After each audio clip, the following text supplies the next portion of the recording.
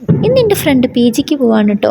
അപ്പം ഒരാഴ്ചത്തോളം വഴി നടന്നിട്ട് പെർമിഷനൊക്കെ കിട്ടി, സംഭവം സെറ്റായെങ്കിലും പോകുമ്പോൾ ഭയങ്കര സങ്കടം ഉണ്ടായിരുന്നു. ഞങ്ങൾ കുറേ പറഞ്ഞു നമുക്ക് പോകണോ, കുറച്ച് കഴിഞ്ഞിട്ട് പോയാൽ പോരെന്നൊക്കെ ചോദിച്ചു.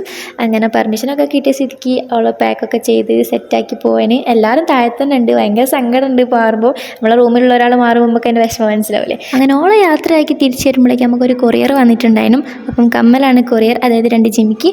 അപ്പം അതിൻ്റെ അൺബോക്സിങ് വീഡിയോ ആണ്.